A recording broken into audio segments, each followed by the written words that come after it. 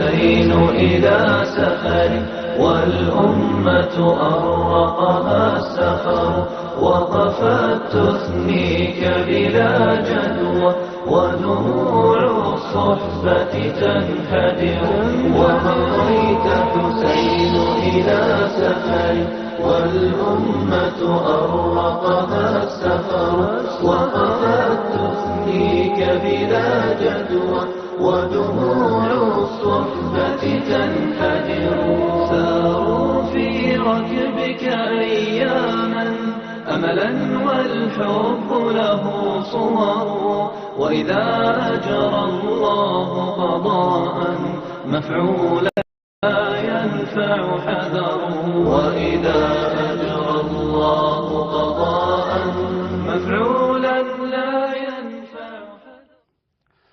السلام عليكم ورحمة الله وبركاته. بسم الله الرحمن الرحيم. الحمد لله رب العالمين، وأصلي وأسلم على أشرف الأنبياء وإمام المرسلين نبينا وحبيبنا وقائدنا وقرة أعيننا وقدوتنا محمد بن عبد الله عليه وعلى آله الطيبين وأصحابه الغر الميامين أفضل الصلاة وأتم التسليم.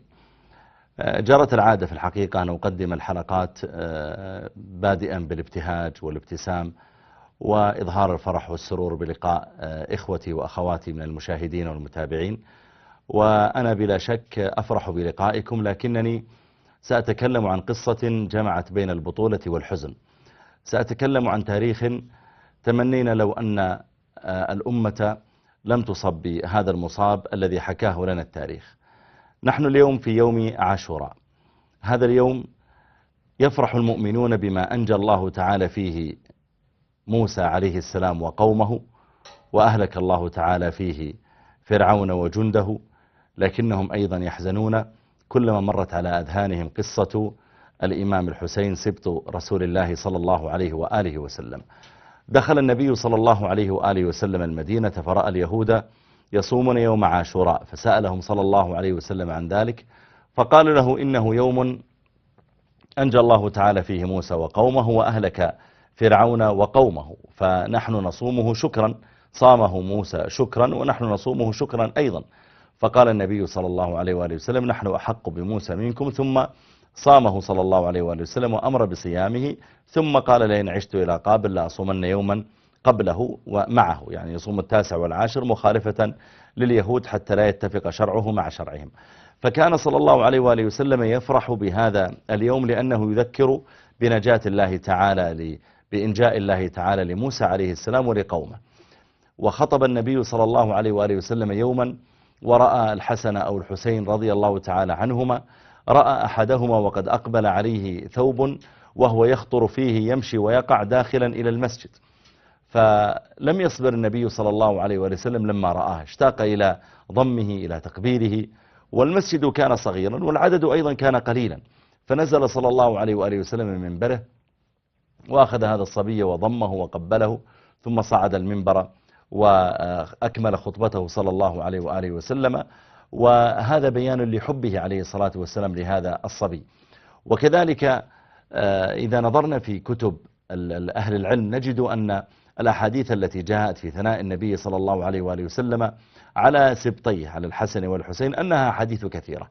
من ذلك ما رواه الإمام أحمد في مسنده أن النبي صلى الله عليه وآله وسلم خرج إلى بعض أصحابه يوما، فمر بصبيان يلعبون وإذا من بينهم الحسين رضي الله تعالى عنه، وكان صبيا صغيرا، فدعاه النبي صلى الله عليه وآله وسلم فتفلت منه الصغير، فجعل صلى الله عليه وسلم يتبعه ويحاول إمساكه والصبي يتفلت منه، يعني يتفلت مزاحا مع رسول الله صلى الله عليه وآله وسلم وليس رغبة عنه، حتى أمسكه النبي صلى الله عليه وآله وسلم فوضع إحدى يديه على رأسه على رأس الحسين والأخرى وضعها تحت ذقنه، ثم قبل صلى الله عليه وآله وسلم فمه وقال هما ريحانتان من الدنيا، وأثنى النبي صلى الله عليه وآله وسلم عليه.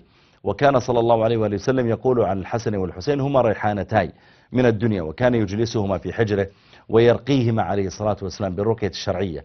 كانت علاقة الحسن والحسين بأبيهما بجدهما نبينا صلى الله عليه وآله وسلم كانت علاقة وثيقة، ولذلك كان الصحابة رضي الله تعالى عنهم يعرفون للحسن والحسين قدرهما، كان أبو بكر وكان عمر وعثمان وكان غيره من الصحابة الكرام يعرفون قدر الحسن والحسين، وبالتالي كانوا يقدمونهم حتى على أبنائهم.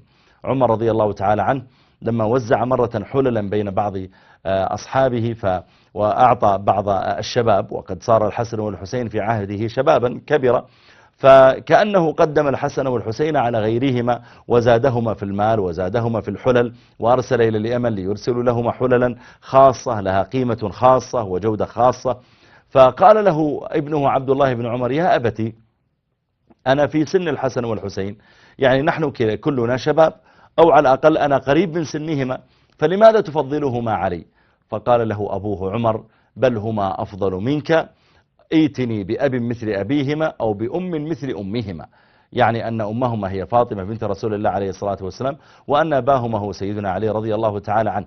فدل هذا على أن الصحابة أيضا كانوا يعرفون قدر الحسن والحسين لما يتعاملون معهما، لما يستمعون إليهما. بل إنك تعجب الدعاء الذي يدعو به الأئمة في صلاة التراويح: اللهم اهدنا فيمن هديت، وعافنا فيمن عافيت، وتولنا فيمن توليت، الذي رواه عن النبي صلى الله عليه وآله وسلم هو الحسن ابن علي رضي الله تعالى عنهما. والحسن توفي النبي صلى الله عليه وآله وسلم وعمره 5 سنوات. قالوا: وقد قال الحسن في حديثه، قال: قلت يا رسول الله علمني دعاء أدعو به في صلاتي، فعلمه النبي صلى الله عليه وآله وسلم هذا الدعاء. فدل هذا على اهتمامهما رضي الله تعالى عنهما بالعلم والفقه، وعلى قدرهما أيضا بين الصحابة الكرام رضي الله تعالى عنهما. في يوم عاشوراء استشهد الإمام الحسين رضي الله تعالى عنه. كيف استشهد؟ وما هي قصته؟ أين استشهد؟ هل استشهد في المدينة حيث يسكن، أم ذهب إلى مكة؟ هل استشهد في الطريق بين المدينة وبين مكة، أو بينهما وبين العراق؟ ما الذي جعله أصلا يخرج إلى العراق؟ ما الذي جعله يخرج ومعه أولاده إلى هناك؟ ألم يكن هناك إمام في عهده، يعني إمام ولي أمر مسؤول عن ضبط أمور الدولة، خليفة للمسلمين؟ ألم يكن هناك أحد يستطيع أن يعني يعرض عليه ما يريد إذا أراد حواره؟ ما موقف الصحابة رضي الله تعالى عنهم من خروج الحسين رضي الله تعالى عنه؟ ابن عباس ما هو موقفه؟ عبد الله بن الزبير ما موقفه؟ الحسن ابن علي أخو الحسين رضي الله عنهم ما موقفه؟ بقية الصحابة الكرام كيف نظروا إلى خروج الحسين؟ أبو سعيد الخدري، جابر بن عبد الله، جموع الأئمة، كيف كان تعاملهم؟ جموع الصحابة كيف تعاملهم مع خروج الإمام الحسين رضي الله تعالى عنه؟ لماذا خرج بأطفاله ونسائه؟ هل كان عنده قبل خروجه، هل كان عنده رسل أرسلهم إلى الكوفة أو إلى العراق والبصرة وإلى غيرها لأجل أن ينظروا له الحال ثم يعودوا إليه ويعطوه الخبر؟ إذا نظرت في الكتب وجدت أنها تتفق على قصة واحدة إلى تقريبا 90% من الاتفاق، ثم تجد كتبا أخرى زادت ونقصت ويعني بالغت في الزيادة. يعني مثلا أقرأ في بعض الكتب التي يعني ألفها بعض علماء الشيعة، فيقول إن الجمل الذي له سنامان لم يكن موجودا قبل مقتل الحسين، فلما حملت ذراري الحسين رضي الله تعالى عنه وأخواته وزوجاته لما حملنا من الشام إلى المدينة على الجمال وركبت على الجمل، أنبت الله تعالى للجمل سناما آخر حتى يسترها، ثم استمرت الجمال هذه التي تسمى البخاتي، استمرت إلى يومنا هذا من ذلك الوقت. يعني نحن نعلم أن الحسين رضي الله تعالى عنه وأن أهله هم أغنياء عن أن نكذب بالقصص حتى نبين فضلهم. فضلهم ثابت، مثل الإنسان الذي يريد أن يرغب الناس مثلا في الصلاة فيبدأ يكذب في الأحاديث حتى يرغبهم في الصلاة. طيب يا أخي، ما دام في أحاديث صحيحة ثابتة في فضل الصلاة لماذا تكذب؟ واحد يريد أن يقنع الناس أن الحسين له فضل مثلا فيبدأ يكذب، ما يحتاج تكذب يا أخي، ما دام أن هناك نصوص شرعية صحيحة ثابتة عنه، فلماذا تحتاج أن تكذب فتضحك عليك الناس؟ أو يقول مثلا قال إن السماء أمطرت دما في ذلك الوقت، أو أن السماء يا أخي قد توفي من هو واستشهد من هو خير من الحسين رضي الله تعالى عنه. استشهد سيدنا رسول الله عليه الصلاة والسلام لما كان يقول: لا زلت أجد أثر السم الذي سمتني به اليهودية، وهذا أوان انقطاع أبهري، فجمع الله تعالى لنبينا عليه الصلاة والسلام ما بين فضل النبوة والشهادة، ومع ذلك لم تبطل السماء دما في عهده عليه الصلاة والسلام لما مات مع كرامته عند الله جل وعلا وعلو منزلته، وهو خاتم الأنبياء وسيد الأولياء عليه الصلاة والسلام. ونحن لما نذكر فضله ما نحتاج نكذب ونقول إن السماء أمطرت دبا، وإن جبريل فعل كذا، وإن الأرض حصل لها كذا، وإن الماء الذي يشربه الناس انقلب إلى بقع من دم. ما يحتاج أن نكذب حتى نبين عظم مصيبة موت النبي صلى الله عليه وسلم علينا. يكفي ما في قلوبنا من حب، وما صح أيضا من كلام أصحابه. قد استشهد أيضا سيدنا علي رضي الله تعالى عنه لما دخل إلى المسجد مصليا، فطعنه ابن ملجم ذلك الفاجر، وطعنه تلك الطعنة التي باء بها بغضب الله تعالى ومقته. وما يحتاج نكذب يا جماعة حتى نبين فضل سيدنا علي رضي الله تعالى عنه، وأن الله تعالى اختار له الشهادة. قد أيضا استشهد سيدنا عمر رضي الله تعالى عنه وهو في المسجد يصلي، قتله أبو لؤلؤة المجوسي. ما يحتاج حتى نبين فضل عمر رضي الله تعالى عنه أن نبدأ نكذب. تعالوا نقص اليوم قصة استشهاد الإمام الحسين. وكما ذكرت أنا اعتمدت في جمعي للقصة يا جماعة على كتب أهل السنة وكتب أهل الشيعة. اتفقت كتب التاريخ على قصة محددة سأذكرها هنا، وأدعو الزيادات التي ذكرت كما ذكرت عن الجمل الذي له سلامان، وعن بكاء السماء، وأنهم ما رفعوا حجرا إلا وجدوا تحته دما إلى آخر ذلك. نحن ما نحتاج أن نكذب حتى نبين محبتنا للإمام الحسين. والعجيب يا جماعة، يعني أنا أستغرب لما يظن بعض يعني الناس من الشيعة، وأنا بالمناسبة يعني لي أصدقاء منهم قد جالستهم وحاورتهم، ومنذ أن كنت صغيرا يعني كان بجوارنا بعض جيراننا قوم من الشيعة، ودرس بعضهم معي في الابتدائية والمتوسطة الإعدادية والثانوية وفي الجامعة، وكان يقع بيني وبينهم حوار هادئ. ويعني أنا لما أتكلم عنهم لا أتكلم بناء على حظ أو حقد شخصي، إنما هو نصيحة أبذلها لله جل وعلا، أسأل الله تعالى أن يوقعها موقعا حسنا. جاءني قبل أيام واحد من الشباب الشيعة، كان قد أرسل عدة رسائل إلي، يعني ربما كان غاضبا من بعض الأشياء رآها لي خطب أو كذا، فأرسل بعض الرسائل فيها كلام غير مناسب. فراسلته واتصلت به وتلطفت معه ودعوته إلى لقاء، فالتقينا. فلما التقينا كان هذا الشاب قد جاء، وهو شاب مفتول العضلات يعني، وجاء إلى اللقاء في بيتي وهو معه عصا لم يكن اتكى عليها لكن وضعها بجانبه. فتحاورت معه وتلطفت، وكان مستوفزا خائفا، ويعني وكاد أن لا يشرب الشاي ولا القهوة حتى بدأت أنا وشربت منهما. ثم جلسنا، ثم قلت له طيب ما دام ارتحنا الآن وسولفنا وتكلمنا، علمني أنت ماذا ترى فيني، ماذا تعتقد في أنا؟ قال أعتقد أنك كافر. من يعني خليني صريح معك، أعتقد أنك كافر. فقلت لماذا تعتقد أني كافر؟ قال لأنك تكفر، لاحظ، ليس لأنك لك موقف من فلان أو لأنك ما تحب فلان، لا، لأنك تكفر سيدنا عليا وسيدنا الحسن وسيدنا الحسين وفاطمة، وجعل يعد آل البيت. قلت أنا أكفرهم؟ قال نعم، أنت تكفرهم وتبغضهم، هذا ما تعلمته أنا وما قرأته عنك وعن أهل السنة. فقلت له أقسم بالله العظيم أن هذا الكلام غير صحيح، أقسم بالله العظيم أنهم أحب إلي من نفسي وأحب إلي من أولادي. سكت، قال لا أنا ما أصدقك، أنت تفعل هذا تقية. قلت إن كنت كاذبا في كلامي فأسأل الله أن يهلكني الآن ويهلك ولدي هذا اللي يصب القهوة لنا، وأن وجعلت أدعو على نفسي حتى يصدقني.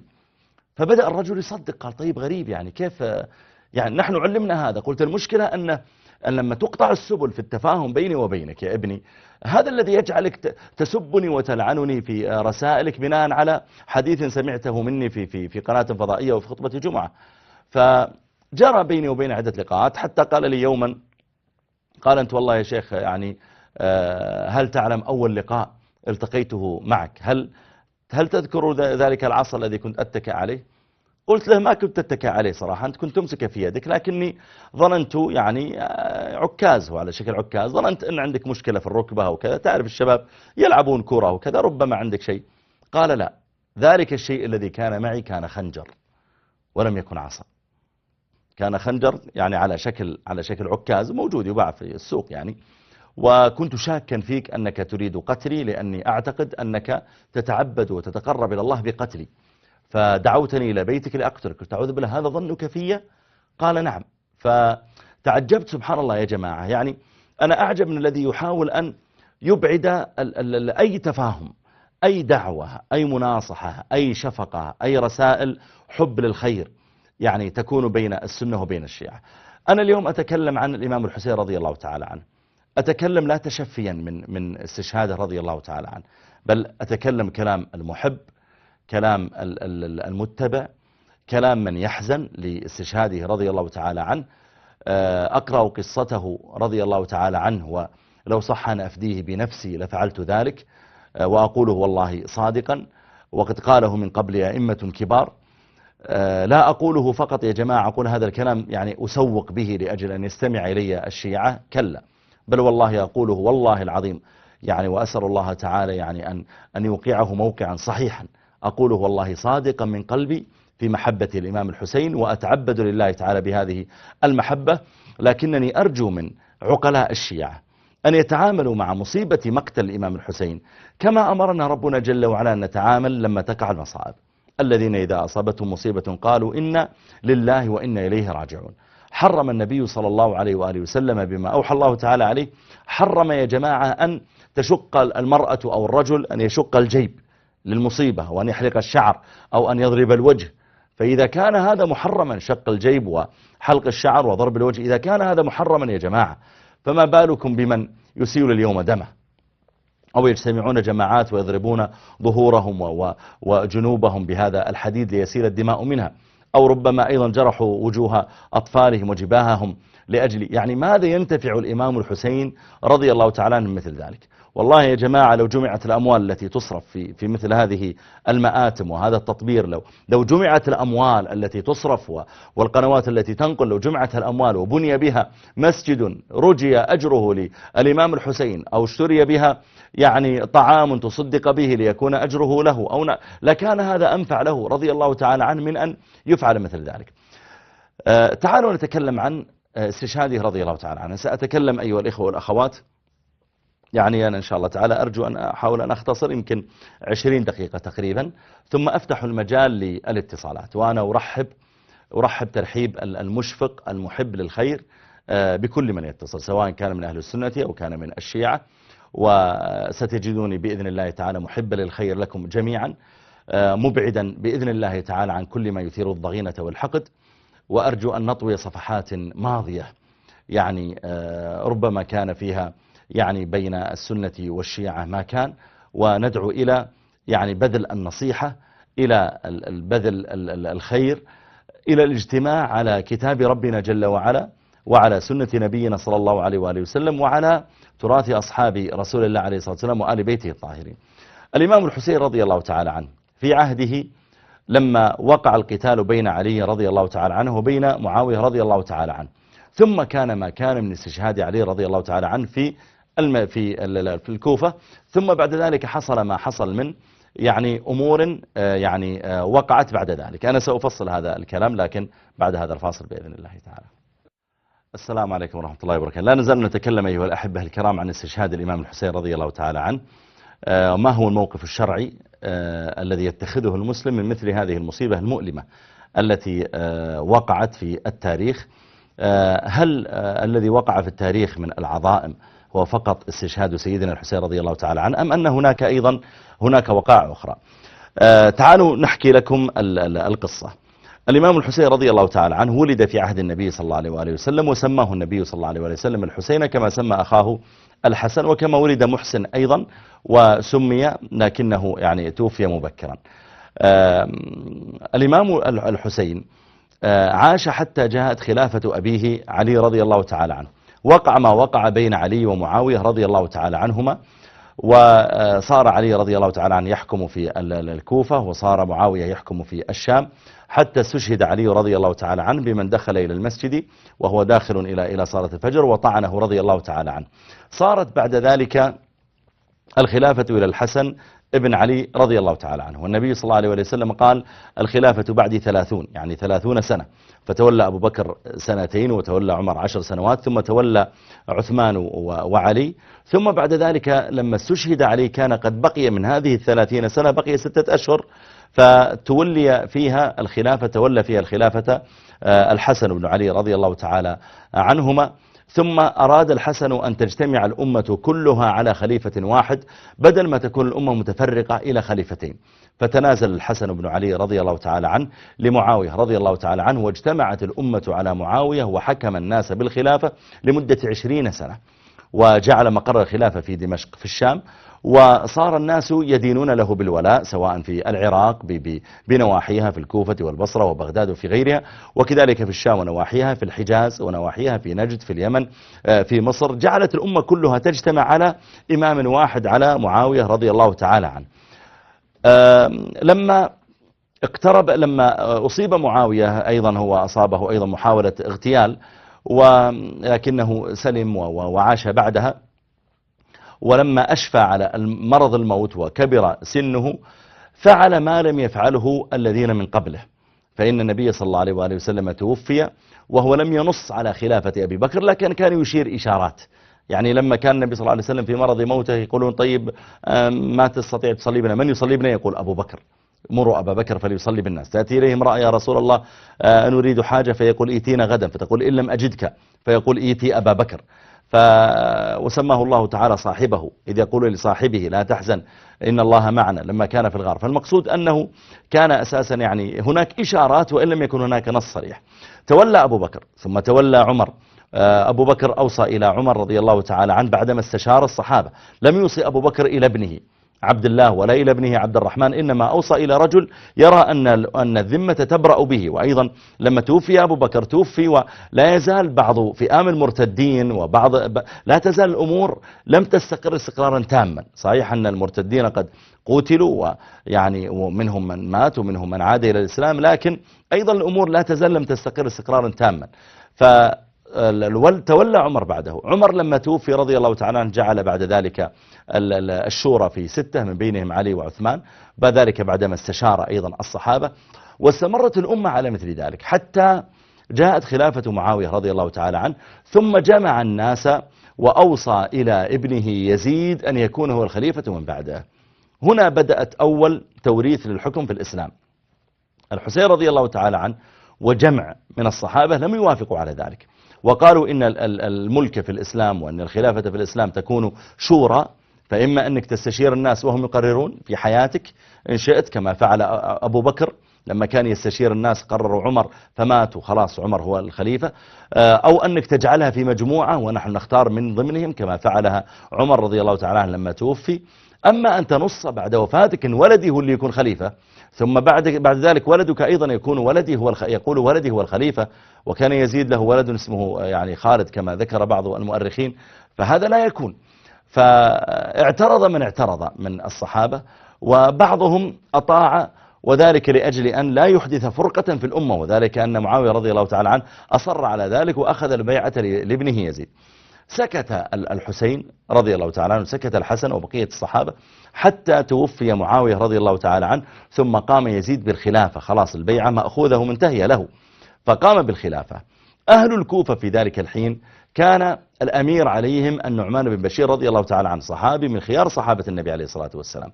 فأرسلوا إلى الإمام الحسين رضي الله تعالى عنه وقالوا له إننا نريد أن نوليك الإمامة، وأنت أحق بالإمامة، أحق بخلافة من يزيد بن معاوية. وفعلا الحسين رضي الله تعالى عنه خير من يزيد بن معاوية بغير نقاش يعني.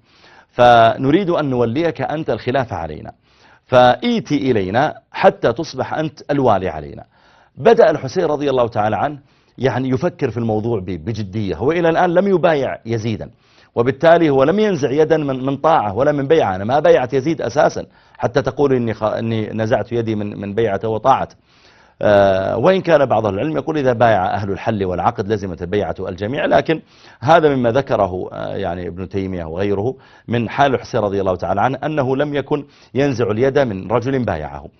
فاستمر الحسين رضي الله تعالى عنه يفكر في هذا الأمر، وأهل الكوفة يراسلونه ويراسلونه، يبعثون إليه بالكتب، حتى امتلأ بيته كتبا من أهل الكوفة، ووصلت إلى 18,000 كتاب.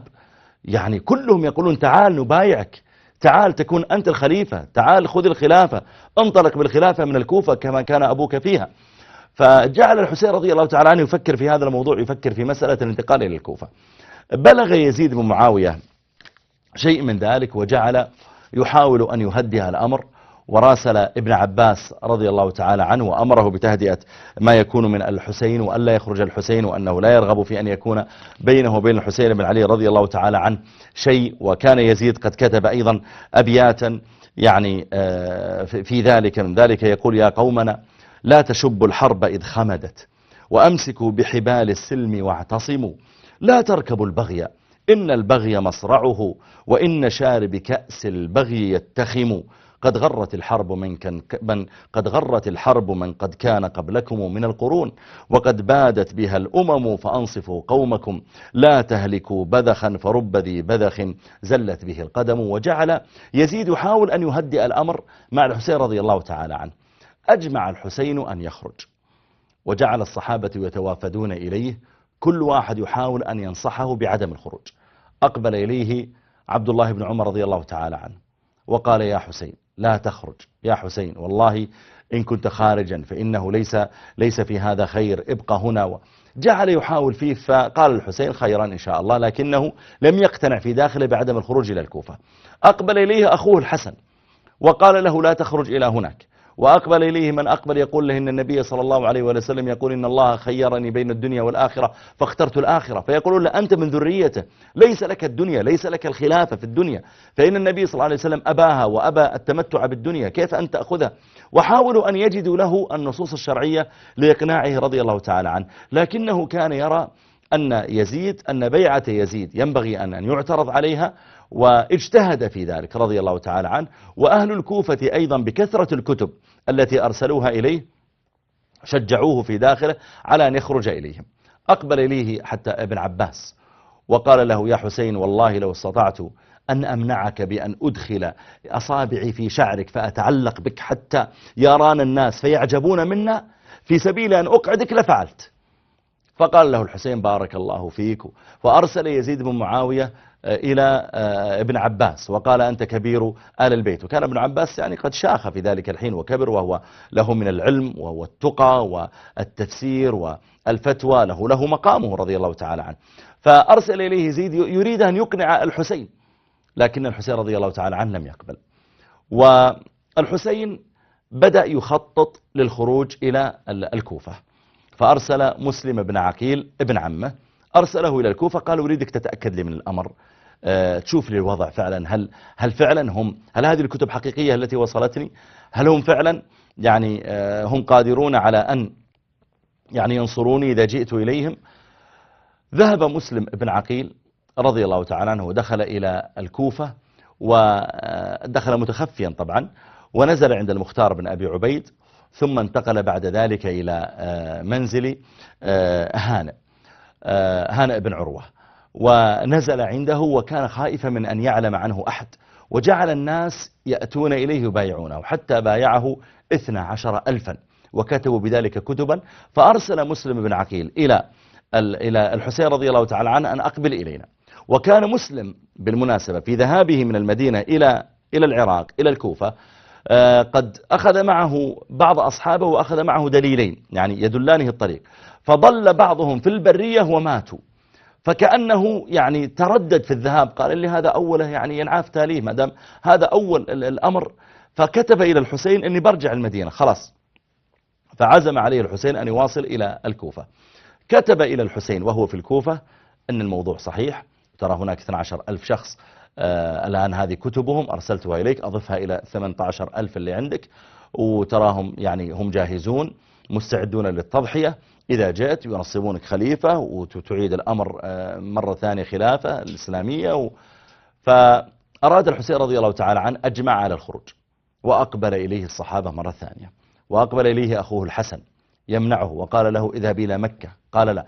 قال: فاذهب إلى اليمن، أنت في العراق تقترب من الشام ومن أصل الخلافة لبني أمية، فاذهب إلى اليمن فإن فيها شيعة لأبيك، يعني ناس محبون، وفيها يعني مقدرة على العيش وعلى تكوين دولة، فأبى إلا أن يذهب إلى الكوفة. وكان أمر الله قدرا مقدورا، أمر أراده الله سبحانه وتعالى وقدره في الأزل. فخرج رضي الله تعالى عنه إلى الكوفة، ومسلم بن عقيل في ذلك الحين لا يزال يدعو الناس. بدأ الأمر يعني يتفلت ويخرج، فعلم النعمان بن بشير، وكان هو أمير الكوفة، علم بذلك، فجاء يحل الموضوع بهدوء، وخطب الجمعة بالناس ووعظهم وذكرهم: اتركوا عنكم هذه الأمور. والنعمان بن بشير من خيار صحابة النبي عليه الصلاة والسلام. فكأن يزيد لم يعجبه أن النعمان يحل الأمور بهذا الهدوء، فكتب إلى أمير البصرة عبيد الله بن زياد، احفظوا هذا الاسم فإنه مجرم، سنتحدث عن إجرامه بعد قليل. كتب إلى عبيد الله بن زياد أمير البصرة، قال: اذهب إلى الكوفة سريعا وكن أنت الأمير، ونقيل النعمان بن بشير من الإمارة. فعبيد الله بن زياد عنده أخوه عثمان، جعله أميرا على البصرة، وذهب إلى الكوفة وصار هو الأمير عليها. وعلم أن مسلم بن عقيل بدأ يتحرك في دعوة الناس، وفي يعني إقناعهم يعني مبايعة الحسين إذا جاء. والعجيب أن عبيد الله بن زياد لما دخل إلى الكوفة دخل ملثما، فصار الناس وهو ملثم يقولون يعني ظنوه الحسين، لأنهم يترقبون كل يوم الحسين بيوصل. في السابق ما كان عندهم يعني وسائل اتصال يعلمون متى خرج وكم بقي له. فكان عبيد الله بن زياد قد دخل ملثما إلى الكوفة، ويسير بين الناس متوجها إلى قصر الأمارة ليصبح الأمير، والناس يرونه ويقولون: السلام عليك يا ابن رسول الله صلى الله عليه وسلم، السلام عليك. يظنونه الإمام الحسين رضي الله عنه، لأن قلوبهم تعلقت بمجيئه رضي الله تعالى عنه في أي لحظة، فكانوا يقولون: السلام عليك يا ابن رسول الله صلى الله عليه وآله وسلم. فكان لا يجيبهم، حتى قال مرافق معه من حرسه، قال: إن هذا عبيد الله بن زياد أميركم الجديد. فيعني كفوا عن ما كانوا يقولون، وذهب حتى نزل في القصر. كان عنده عدد من الوزراء ابن الأشعاث ومجموعة، وجعل يعني يحاورهم ويريد أن يعلم يعني يريد أن يخترق التنظيم مثل ما يقال. يعني الآن مسلم بن عقيل رضي الله تعالى عنه ابن عم الحسين صار عنده مجموعة من الناس، ويعني رتبهم لأجل أن يستقبلوا الإمام الحسين وأن يقاتلوا معه إذا جاء وأن ينصروه، وهم الذين كتبوا أسماءهم وبايعوه وأرسلوا إليه قديما أسماء، ثم أرسلوا إليه أسماء أخرى. فهذا إن صح التعبير هو تنظيم يعني لأجل مبايعة الإمام الحسين. أراد عبيد الله بن زياد أن يخترق هذا التنظيم، فدعا رجلا اسمه معقل، رجل من أهل الشام. قال: خذ يا معقل هذه 3000 درهم، وأريدك أن تأتي لي بالأخبار عن مسلم بن عقيل، تحركاته من عنده، من الأشخاص اللي وقعوا معه، كل تحركات مسلم بن عقيل أحضرها لي. أخذ معقل هذا الرجل الشامي، أخذ هذا المال ومضى حتى دخل إلى المسجد، وجاء ونظر في الآن يريد خيط يجره إلى بقية الأمر. فنظر وإذا في رجل يصلي في المسجد ويطيل الصلاة ويتعبد، فأقبلها معقل هذا وجلس جنبه. فلما انتهى الرجل من صلاته قال له معقل يمثل عليه يعني، قال له: أنا رجل من أهل الشام، أنا محب لآل بيت رسول الله صلى الله عليه وآله وسلم، وسمعت أن عندكم ابن عم النبي صلى الله عليه وسلم مسلم بن عقيل، وأنكم تجمعون لأجل مبايعة سبط رسول الله صلى الله عليه وسلم الإمام الحسين، وأنا أريد أن أقف معكم، وأريد أن يعني أساعدكم، وأنا معي مال. فقال له هذا الرجل: ولماذا اخترتني أنا بالذات يعني دون غيري من المسجد؟ فقال: أني قد رأيت عليك سيمة الخير والنور في وجهك، وعلمت أنك أكيد لابد أنك من أتباع بيت رسول الله صلى الله عليه وسلم. فارتاح ذلك المصلي وصار فعلا من أصحاب مسلم بن عقيل، وقال له: يعني بارك الله فيك، والحمد لله أن الله يعني وفقك إلى مثل ذلك. وأخذه من يده ومضى به إلى بيت هانئ بن عروة، وأدخله على مسلم بن عقيل. وكان مسلم بن عقيل يتخفى أصلا، يعني ولا يقابل كل الناس، ما هو عبيد الله بن زياد يبحث عنه في كل موطن، كيف يعني بهالسهولة تدخل عليه؟ وجاء هذا الرجل وكان يحسن يعني يشتغل جاسوس استخبارات، فكان يبقى عندهم طول النهار، ثم إذا جاء الليل وأووا إلى فرشهم خرج، بذهب أنام عند أهلي يعني، ويذهب إلى عبيد الله بن زياد ويعطيه تقرير عن كل اللي حصل اليوم، من اللي جاءه، ما هي أسماؤهم، ما هي الأموال التي دفعوها، متى اليوم اللي ناوين يخرجون فيه، ومتى اليوم الذي ينتظرون فيه الحسين، ويعطيه التفصيلات، وكل يوم يأتي ويعطيه تقريرا كاملا بالموضوع. وجعلت الأيام تسير، وصار يعني مسلم بن عقيل مكشوفا في أخباره كلها عند عبيد الله بن زياد. جعلت الأيام تتتابع، وموعد وصول الإمام الحسين إلى العراق يقترب، فأراد عبيد الله بن زياد أن يقطع الموضوع مبكرا، فدخل عليه يوما محمد بن الأشعث وأسماء بن خارجة، فقال لهما: ما فعل هانئ بن عروة؟ فقالوا: ما صنع شيء، إنما هو مريض باق في بيته. يعني هو ما يأتي كثيرا، لأن هانئ من وجهاء الكوفة كان، ولذلك مسلم بن عقيل دخل عنده وسكن من وجهاء الكوفة ومن رجالها الكبار، ومن قبيلة بني مذحج التي لهم صولة وجولة ولهم وزنهم. فقال: ما فعل؟ قالوا: والله مريض وكذا، لذلك ما يأتيك. قال: اعزما عليه أن يأتيني. قال: إنه مريض. قال: اعزما عليه يأتيني. فمضيا حتى أقبل إلى هانئ بن عروة، وقال له: يا هانئ، إن عبيد الله بن زياد يسأل عنك، وأنت رجل من وجوه الكوفة، أنت رجل من الأعيان، كيف ما تأتي تسلم على الأمير؟ يعني على الأقل مرة في الأسبوع، مرتين. فقال: اعتذر لي منه. قالوا: والله لتأتين أو ليرسلن إليك من يأتي بك، عيب أنك ما تذهب إليه. فلا زال به حتى قام ودخل على عبيد الله بن زياد. عبيد الله بن زياد أصلا عنده تقارير يومية عن هانئ بن عروة، ما هو الجلسات كلها والاجتماعات في بيته أصلا، ويصله التقرير يوميا. فلو يسأل هانئ بن عروة: أعطني أخباري لمدة ربما أيام ماضية، يعطيك كل يوم ما الذي حصل، فهو عارف كل اللي عنده. فهانئ بن عروة مهما حاول أن يفر يمينا أو يسارا أثناء الحديث، فإن هذا كله مكشوف عند عبيد الله بن زياد. فلما وقف أمام عبيد الله بن زياد، قال له عبيد الله، أول ما رآه عبيد الله بن زياد قال: أريد حياته ويريد قتلي، عذيرك من خليلك من مرادي. أنا أريد حياتك وأنت تخطط لقتلي، عذيرك من خليلك من مرادي، أنا جعلتك خليلا، اعذروني يا جماعة، هذا لن يكون خليلي، عذيرك من خليلك من مرادي، هذا لن يكون خليلي بعد اليوم. فقال له هانئ بن عروة: وماذا تعني؟ البيت، اختيارك لهذا البيت وراءه شيء، ماذا تعني؟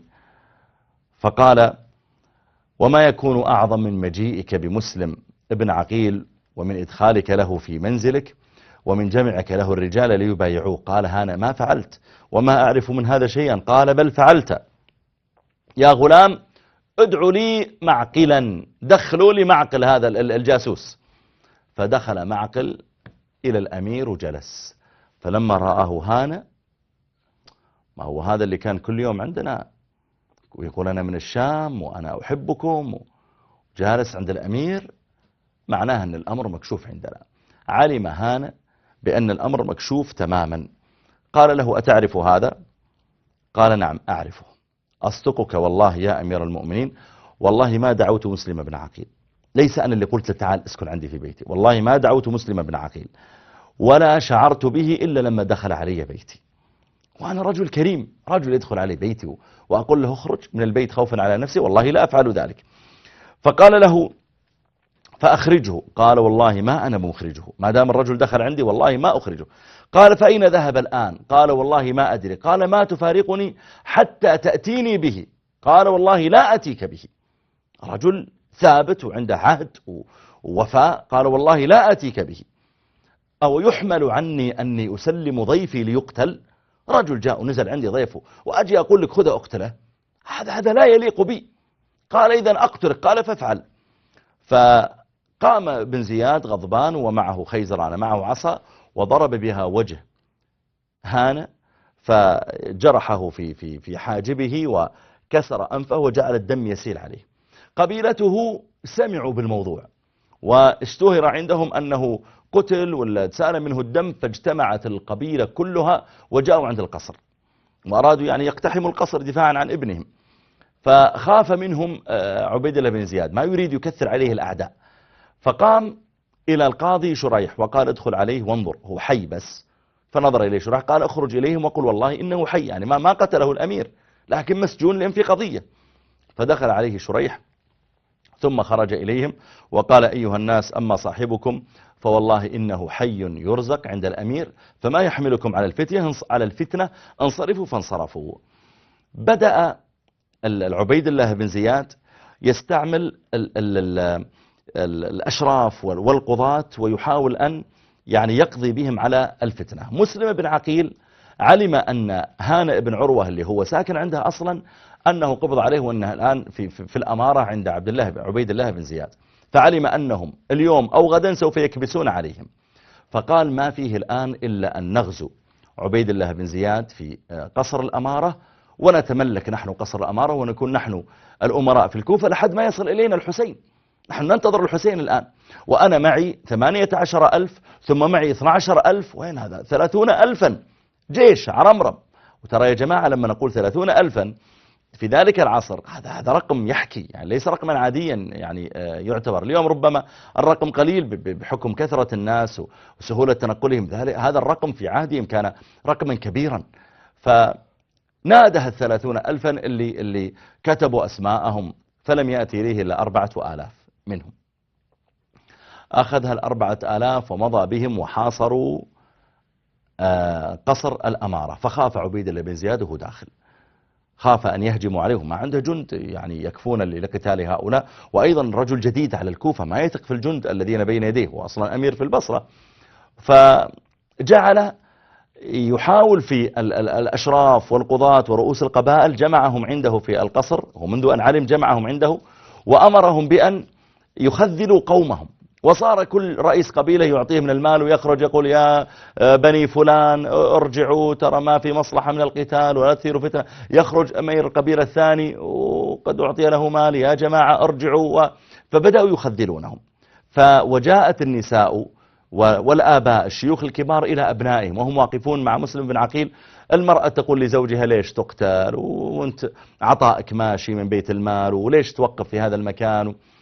وجعلوا يتسللون حتى صلى معه في صلاة العصر منهم بعد ما كانوا يعني 4,000، صلى معه في صلاة العصر منهم 350، ثم صلى معه في صلاة المغرب منهم 60، ثم صلى العشاء وحده.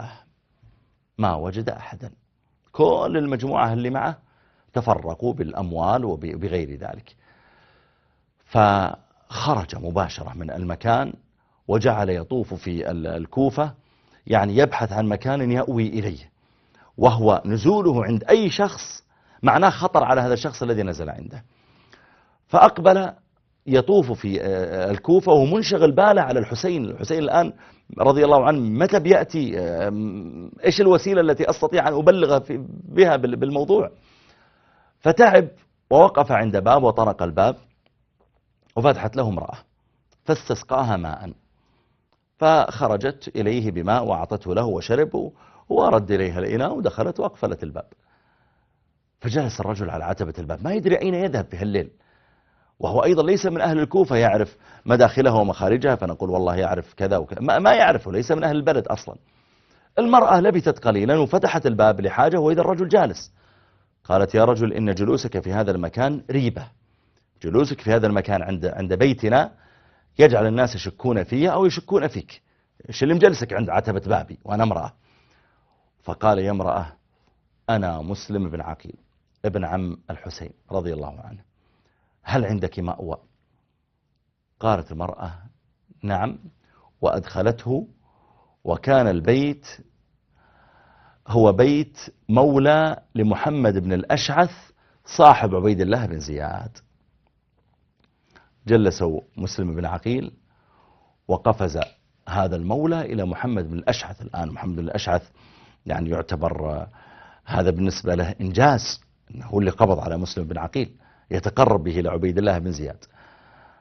فأرسل محمد بن الأشعث الشرط وقبضوا على مسلم بن عقيل وجاءوا به حتى أوقفوه إلى مسلم، أوقفوه حتى جاءوا به إلى محمد بن الأشعث. أخذه محمد بن الأشعث يمضي به إلى عبيد الله بن زياد، فسالت الدموع من مسلم بن عقيل، فالتفت إليه وقال له ابن أشعث يقول له يعني إن من يطلب مثل ما تطلب لا يبكي إذا نزل به مثل ما أرى. يعني أنت تطلب خلافة الآن وتبكي، مفروض تكون عندك استعداد أن تتحمل كل شيء في سبيلها. فقال إني والله ما لنفسي أبكي وما لها من القتل أرثي، وإن كنت لم أحب لها طرفة عين أن تتلف. أنا ما أتمنى الموت، لكن ما أبكي خوفا من الموت، ولكن أبكي لأهل المقبلين إلى الكوفة. الحسين ومعه يعني 60 رجلا من قريش، ومعه نساءه وأطفاله، في ناس مقبلين إلى الكوفة أريدهم أن يرجعوا، ما يدرون ايش اللي حصل. الحسين جاي الآن معه كتب الناس ومعه آلاف بايعوه، ما يدري ما الذي حصل بنا، ما يدري أني لما دعوت 30,000 ما جاء إلا 4,000، وبعدين صليت بهم صلاتين وتفرقوا. وسيأتي الحسين، وين الجيش اللي كان ينتظرك لينصرك؟ أبكي والله لأهل المقبلين إلى الكوفة، أبكي حسينا وآل الحسين. ثم أقبل على محمد بن الأشعث وقال له يا عبد الله، يعني يا ابن الأشعث، والله ما أراك إلا ستعجز، لكن ابعث رجلا على لساني يبلغ حسين الرسالة، فإني لا أراه إلا يخرج إليكم اليوم أو غدا، يعني بيوصل، وما تراه من جزعي لذلك. قل له إن ابن عقيل بعثني إليك وهو بيد القوم أسير، لا يدري أيصبح أم يمسي أم يقتل. ما أدري هل أنا بيدخل عليه الصبح وأنا حي، ولا بيدخل عليه المساء بكرة وأنا حي، ولا سأقتل بينهما. بلغوا الحسين هالكلام وقولوا له ارجع بأهلك ولا يغرنك أهل الكوفة، فإنهم أصحاب أبيك الذي تمنى فراقهم بالموت أو القتل، إنهم قد كذبوك وكذبوني. الناس قالوا بنبايعك وننصرك، ترى ما عندك أحد، هؤلاء المجموعات كلهم تفرقوا، ارجع يا حسين إلى مكانك. ممكن يا ابن الأشعث ترسل أحد يبلغ الرسالة للحسين أرجوك. ابن الأشعث طبعا ما يستطيع يعمل هذا البطولة وهذه الخدمة، ما يستطيع يعملها إلا بإذن عبيد الله بن زياد، ما هو أصلا يشتغل عنده. فقال له والله لأعلمن بن زياد بالذي أمنتني به، الرسالة هذه أبستأذن من ابن زياد. أخذوا المسلم ابن عقيل وأدخلوه. دخل محمد بن الأشعث على ابن زياد قبل مسلم، وقال إن مسلم بن عقيل دخل وأمنته وإني جئت به. قال ما من قال لك تؤمنه؟ أمنته يعني أعطيته أمان من القتل. قال من قال لك تؤمنه؟ أنا الأمير، ما لك حق أنك تعطي أحد أمان إلا بإذني أنا، من قال لك أصلا أنك تؤمنه؟ فجيء بمسلم بن عقيل، وكان ابن زياد يعني على حنق عظيم على مسلم بن عقيل وعلى أولئك الذين ناصروه، ويحاول أن يعني يسجل إنجازا عند يزيد بن معاوية حتى يوليه أكثر ويعطيه أكثر. فلما جاء وقف بين يديه مسلم بن عقيل، علم أنه مقتول لا محالة. قال له ابن زياد إني قاتلك. قال فإني أريد أن أوصي. قال أوصي. طيب أوصي لمن؟ أنا من فيكم أمين أعطيه الوصية. فجعل يلتفت يمينا ويسارا، فرأى عمر بن سعد بن أبي وقاص رضي الله تعالى عنه، فقال يا عمر إن بيني وبينك رحم. سعد بن أبي وقاص هو خال النبي صلى الله عليه وآله وسلم، وبالتالي هو يعني خال فاطمة، لأنه خال أبيها وهو خال الحسين يعني، وهو ابن عمي، يعني بينه هو أقرب من المجموعة اللي جالسين. قال إن بيني وبينك رحم، فهل تأخذ الوصية؟ فسكت. قال له ابن زياد نعم. قال نعم. فقال قم خالني، قم أعطيك الوصية على جنب، يعني ليس أمام ابن زياد. فتردد عمر، ما يريد يقتل بعد، وابن زياد السيف حامي. فقال له ابن زياد نعم قم معه نسمع وش عنده. فقام حتى وقف معه جانبا، فترحى قريبا، فقال له مسلم إن علي دينا في الكوفة 700 درهم فاقضها عني. شوف الحرص يا جماعة على حقوق الناس. قال واستوهب جثتي من ابن زياد فوارها. أرجوك إذا قتلني بن زياد لا يصلبني وتأكلني الطير ويعبث بي يعني الحشرات. إذا قتلني قل له يا بن زياد هبني الجثة، أريدك تعطيني الجثة لي ووارني ادفني أرجوك، سدد عني 700 درهم واستوهب جثتي من ابن زياد فوارها، وابعث إلى الحسين فإني كنت قد كتبت إليه أن الناس معه ولا أراه إلا مقبلا، اكتب إليه أن يرجع. فقام عمر، يعني خلاص قال نعم، قام عمر وجاء إلى ابن زياد وقال ترى الرجل طلب مني كذا وكذا وكذا، قال أعطيها له، يعني وافق، قال قد أعطيت لك ذلك، يعني خلاص أنا مسؤول أني أسدد الدين وأن أستوهب جثتك وأواريها، وكذلك نوصل الرسالة إلى الإمام الحسين رضي الله تعالى عنه.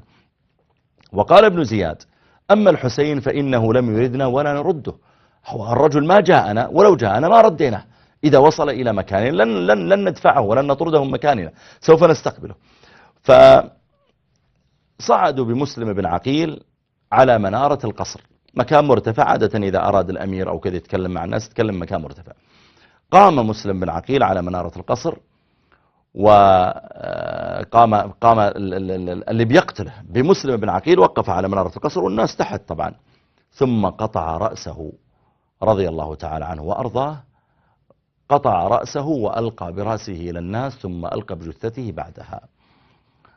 ثم جيء ببعض أصحابه وفعل بهم ذلك، وجيء بهانئ بن عروة وقتل وصلب في السوق، وجيء بمجموعة من الذين كانوا يخططون مع مسلم بن عقيل ونفس الشيء، قتلوا وعلقوا في السوق. إذن كل الأمر الذي جاء لأجله الحسين رضي الله تعالى عنه يعني أصبح غير موجود. مسلم بن عقيل اللي هو المسؤول عن قيادة الناس استشهد، هانئ بن عروة اللي كانوا يجتمعون عنها أيضا، المجموعات التي كانت يعني تجمع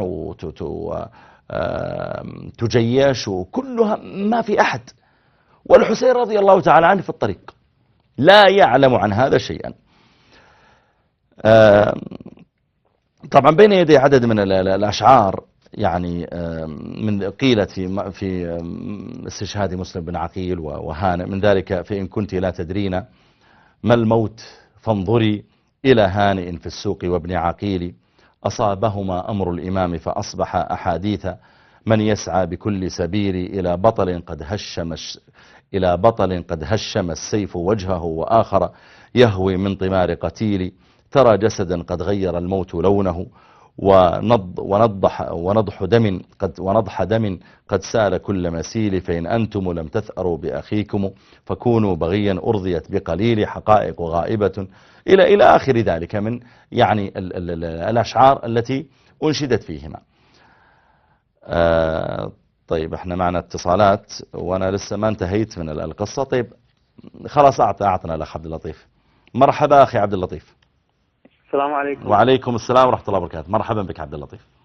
الله يخليك، جزاك الله خير. يعني قدمت لنا شيخنا سرد تاريخي لخروج الحسين عليه السلام ومقتل الحسين وفعل معاوية، بس أنا أريد بسألك سؤال واحد بس يا شيخنا. تفضل عبد اللطيف. يعني أول شيء بس تصحيح إنه الإمام الحسن مات قبل الحسين، يعني أنت ذكرت إنه ناصح أي واحد. اثنين، هل كان يعني الخليفة معاوية على حق في تولية ابنه؟ وهل خروج الإمام الحسين على حق أم على باطل حسب الشريعة وحسب النصوص وحسب الأحاديث؟ أريد يعني. نعم. أبشر يا عبد اللطيف. نعم. هو طبعا فعل معاوية. طيب تفضل أعطنا أبو عبد الله. تفضل أبو عبد الله. السلام عليكم. وعليكم السلام، مرحبا بك أبو عبد الله. أتمنى أن يسع صدرك الحديث أنت والأخ المخرج. تفضل يا أبو عبد الله، أنا ما جيت اليوم إلا وأنا مستعد للعظائم. تفضل. لا أنا لا أتكلم ولا أتجاوز على أحد، يفضل. أبد تفضل. لدي تفسير. الآن أنت تتكلم عن قصة وهي قصة تاريخية أكل عليها الزمن وشرب. نعم. الآن الحدث يتكلم مع الإنسانية وليس مع الشرع، ليس في الشرع جانبا، لأني وأنت نختلف. نعم. لأنك تقول معاوية رضي الله عنه وهو سالب خلافه ومتآمر مع روم، وتعرف أنت قصة معاوية وكيف بنى ملكه بأموال الروم. نترك هذا الشر، أوكي، لأن الشر نحن الآن بعيدين عن الشر، نتكلم عن قصة إنسانية. رجل يقتل ويذبح ويلقى برأسه كما قلت، قدمت لمسلم بن عقيل، ويقذف من شاهق ويمثل بجثته. هذا بعيد عن الإنسانية، انتهينا. ثم يأتي الإمام الحسين، ليس الإمام الحسين، يأتي رجل ومعه صبية ونساء وهو ليس على حق ومختلف معك 100%، فيقتل بهذه الصورة ويمثل به ويؤخذ برأسه على القناة. وهذا لم تشهده البشرية حتى في عصر النازية، لأن حتى هتلر عندما أحرق اليهود أحرقهم ثم دفن جثثهم. الآن أريد منك، إذا أنت الآن أمام الله سبحانه وتعالى، إن أنت الحساب في الآخرة أمام الله، يزيد يقال عنه رضي الله عنه أمام هذا العمل، عمر بن سعد يقال رضي الله عنه أمام هذا العمل، عمر بن زياد يقال، ابن زياد عبيد الله بن زياد يقال له رضي الله عنه أمام هذا العمل، أمام الإنسانية. والله خلق الإنسان للإنسانية، خلي هذا في ميزان المعادلة الإنسانية والقوانين الربانية، وأعطني نتيجة واضحة وبلا تسويف. أبشر أبو عبد لا الله. نحتاج إلى زخرف القول وعليه السلام. أبشر أبو عبد الله. أبو عبد الله، هل أنت سمعتني أثناء كلامي قلت عن يزيد أو عن عبيد الله بن زياد رضي الله عنه؟ قلت عن عمر بن سعد. عمر بن سعد بن أبي وقاص. أنا ترضيت عن أبيه ولم أترضى عنه هو. أنا قلت ابن سعد بن أبي وقاص خال رسول الله صلى الله عليه وسلم رضي الله عنه، ولم أترضى عن عمر بن سعد. ولا يعني أني أعتبر عمر بن سعد كافرا، لا، لكني أدعو للصحابي الذي يقال عنه رضي الله تعالى عنه. وبالتالي عبيد الله بن زياد ويزيد بن معاوية وكل من اشترك في قتل الحسين رضي الله تعالى عنه أو وقعوا فيما وقعوا فيه، هؤلاء لا يستحقون أن ندعو لهم، أمرهم إلى الله سبحانه وتعالى. يزيد بن معاوية لما قال ابن الإمام أحمد لأبيه قال تحبه، قال ومن يحب يزيد بن معاوية. لكن أبو عبد الله، السؤال الآن، لو وقعوا فيما وقعوا فيه ووقعوا في هذا الضلال وهذا القتل وهذا الظلم، هل هذا يعني أننا أخرجناهم من الإسلام إلى الكفر وأنهم أصبحوا في حكم أبي جهل وأبي لهب في جهنم خالدين مخلدين فيها مع فرعون وهامان وقارون؟ أبو عبد الله أعطني دقيقة. تفضل. في 2009 و2008 أنت على من الجمعة في يوم عاشوراء قلت بما مؤداه وليس معنى لأن لا تذكر الكلمات، إن الحسين قتل بسيف جده لأنه خرج طالبا الحكم. هاي واحد. الآن قبل قليل أنت قلت إن الحسين كان يفكر ويماري نفسه، وتريد أن تمهد إلى أن الحسين عليه السلام كان طالبا الملك.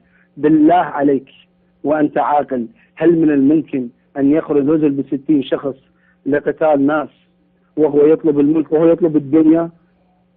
الآن قضية عقلية منطقية. أحسنت، صحيح. الكتب أبو عبد الله، جانبا قضية منطقية.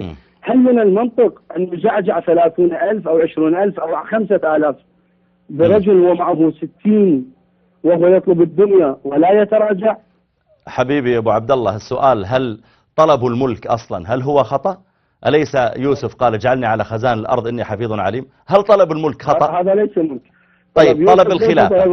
طيب أبو عبد الله، طلب الخلافة طلب واحد يرى أنه أهل أنه يقود المسلمين فخرج لقيادتهم، هل هذا خطأ؟ لا، أنت لم تقل خرج لقيادتهم، قلت كأنه خرج يفرق. طلب الملك يعني طلب يزيد، أما طلب خلافة الناس فهو أمر شرعي. الذي قلته أنا أبو عبد الله، اللي قلته أنا الآن، قلت أنه خرج الناس قالوا له تعال أنت أولى بالخلافة، وما بايع يزيد، فقالوا أنت أولى بالخلافة، تعال عندنا في الكوفة في المكان الذي حكم فيه أبوك وتصبح أنت الخليفة. هذا الذي ذكرته أنا. وخروجه رضي الله تعالى عنه لأن يكون خليفة للمسلمين، ما دام أن الخليفة الموجود ليس خيرا وهو خير منه، هذا ليس فيه حرج شرعي في خروجه. عاد مسألة خروج على إمام ما خروج على إمام هذه أمر آخر نقاشه، لكن لا يقتضي هذا تنقص لعمل السيد الحسين رضي الله تعالى عنه. ما أدري معنى أبو عبد الله ولا؟ عندما تقول أنت يزيد إمام، إذا هي الكارثة في حد. ما قلت أن يزيد إمام. يزيد إماما ومعاوية أصلا ليس بإمام. أبو عبد الله، أبو عبد الله، لم أقل أن يزيد إمام ولا ترضيت عليه لما ذكرته أنا. لا، أنا لا أترضى عنه ولا أدعو له ولا أقول إنه إمام، وإنما هو ملك من الملوك الظالمين فقط. وما فعله بأهل المدينة في يوم الحرة من القتل واستباحة جنده للمدينة ولأهلها يعني أمر أيضا هو نقطة سوداء في التاريخ. فأنا أقصد بهذا أنه يعني الكلام عن يزيد بن معاوية، الكلام عن عبيد الله بن زياد، أنا أرجو يا جماعة ألا يكون فيه نوع من يعني أن يدعونا إلى أن يسيء بعضنا ببعض الظن. يا جماعة أنا والله لا بيني وبين يزيد بن معاوية نسب، ولا بيني وبين عبيد الله بن زياد نسب، ولا أعرفه، ولا عمري رأيته، ولست من ذريته، ولا أحبه، ولا أظنه يحبني.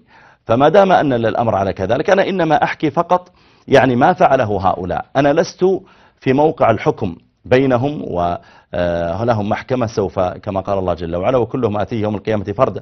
الله سبحانه وتعالى سوف يحكم بين هؤلاء وهؤلاء. ونشكرك أبو عبد الله، وأشكر أيضا الأخ عبد اللطيف على الاتصال. عبد اللطيف ذكر مسألة الحسن، وذكر مسألة أخرى نسيتها والله الآن، ولا كان سأجيب عليها. طيب نعود، ما الذي حصل بعد ذلك؟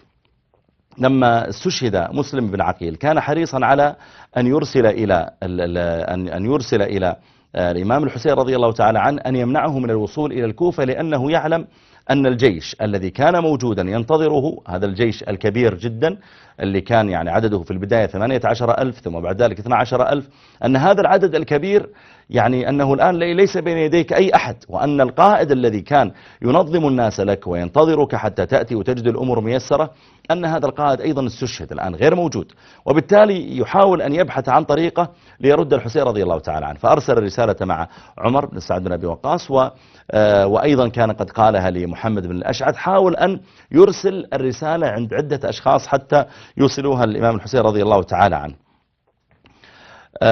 الإمام الحسين جاي الآن في الطريق مقبلا إلى الكوفة، وصل إليه وهو في أثناء الطريق استشهاد مسلم بن عقيل وهانئ بن عروة، تفرق الناس عنهم، وانكشف الأمر خلاص. الناس الآن ما مع قربه بدأت الأخبار يعني تصل إليه، فوقف وسأل الناس الذين معه، وإن كان العدد قليلا اللي معه أيضا، سألهم عن رأيهم وأراد الرجوع إلى المدينة. فقام من قام من أصحابه، وكان معهم إخوة مسلم بن عقيل، وقالوا للحسين رضي الله تعالى عنه والله لا نرجع حتى نأخذ بثأر أخينا، ويعني وأكثر الناس في ذلك من الطلب بأن نذهب ونتقدم ونأخذ بثأر مسلم بن عقيل، وكيف يعامل بهذه المعاملة، ولا بد أن ننصره ولا بد أن نقف معه. فأجمع الحسين رضي الله تعالى عنه المجيء وجعل يتقدم. هنا قصص كثيرة مفصلة في من لقي في أثناء الطريق ومن الناس الذين تكلم معهم وكيف وصلته الأخبار، لكني سأحاول أن أتجاوزها لأن المقصود ما الذي حصل في الأخير. هذه القصص كلها يعني ربما لا تفيدنا الآن في شرح الموضوع، وحتى أيضا أفتح المجال لاتصالات الإخوة. جاء الحر بن يزيد التميمي ومعه طلائع من جيش الكوفة. الحسين رضي الله تعالى عنه لما علم أن خلاص في مواجهة وقتال، قام وأذن لأصحابه بالرجوع. قال يا جماعة أنا ترى أنا صحيح أنا أميركم وأنا قائدكم ولكم البيعة بمبايعتي الآن، لكن أنا يعني أعطيكم إذنا عاما، من أراد أن يرجع أمامنا جيوش، من أراد أن يرجع.